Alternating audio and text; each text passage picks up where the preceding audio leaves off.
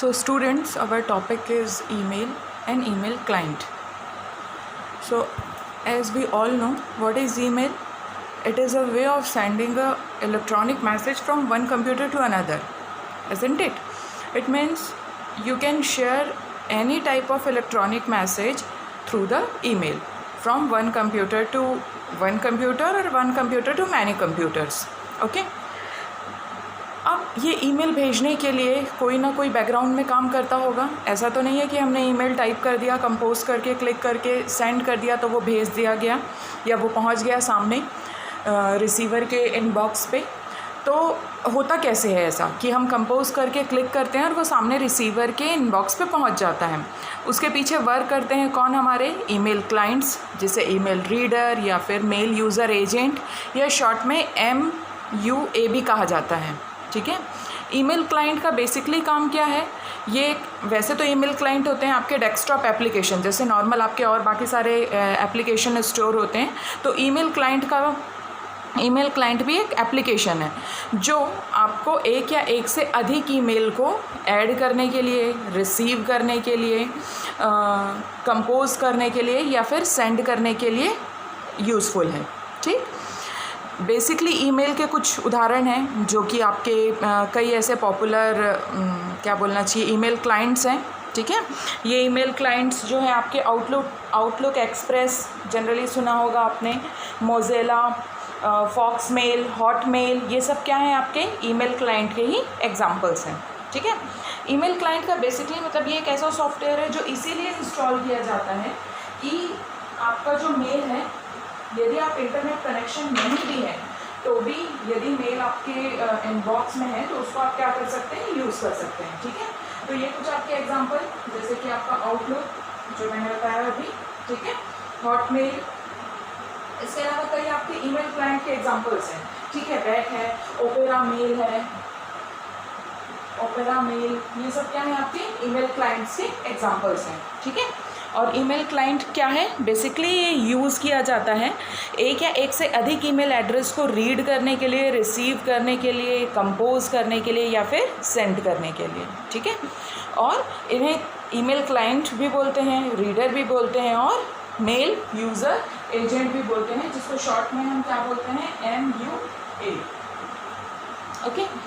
अब इसका एक और काम ये भी है कि एक सेंट्रल इंटरफेस प्रोवाइड करता है सेंडर और रिसीवर के कंप्यूटर्स के बीच में. ओके. अब ये काम कैसे करता है? ये तो हमारे हो गए email clients.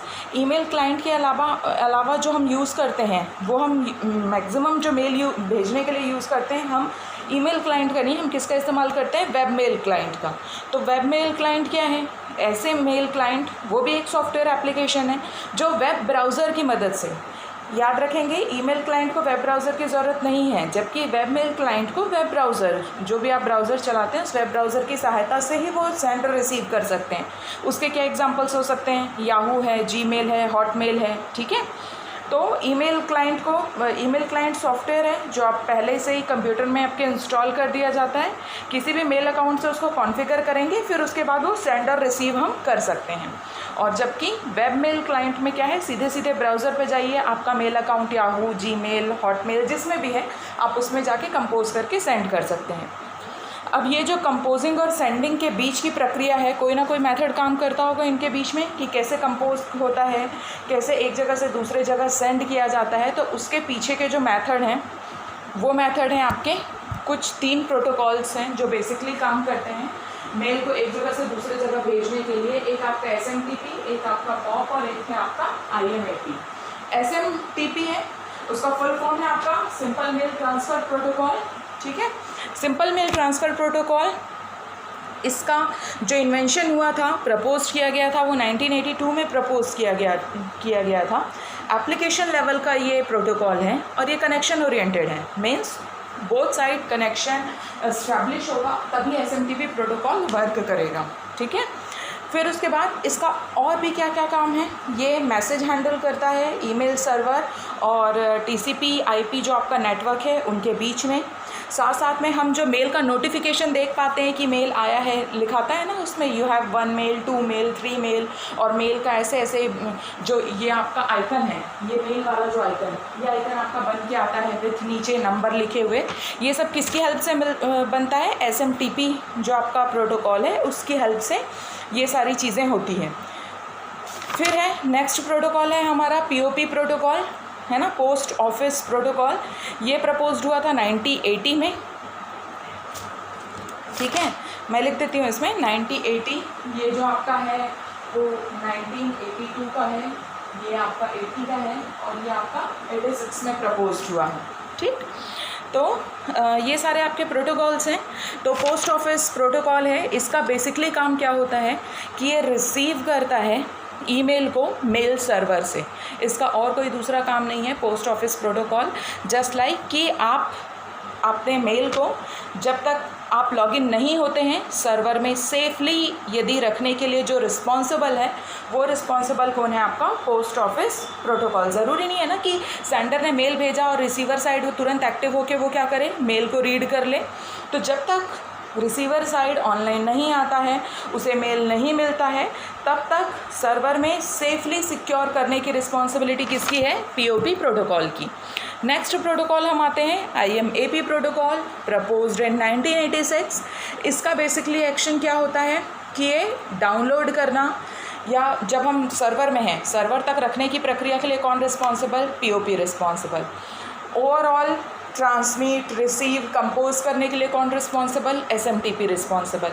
IMAP responsible for downloading, delete mail without read, or you can do any type of modification without reading, है ना।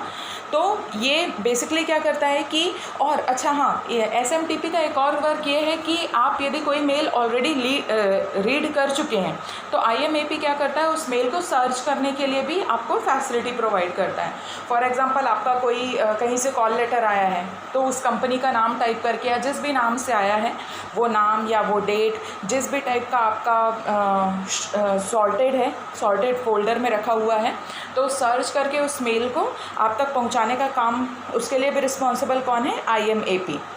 फिर ईमेल को होल्ड करने का काम, यदि ईमेल आपके मतलब जैसे जैसे आप रीड कर लिए, जब तक आप रीड नहीं किए हैं तो उस सर्वर में रखने की रिस्पॉन्सिबिलिटी POP की है, यानी पोस्ट ऑफिस प्रोटोकॉल की। बट जब आप रीड कर चुके हैं तो भी तो वो मेल हैं हमारे कंप्यूटर में सेव होते हैं क्या? नहीं। वो कहाँ सेव रहते हैं? हमारे इनबॉक्सेस में।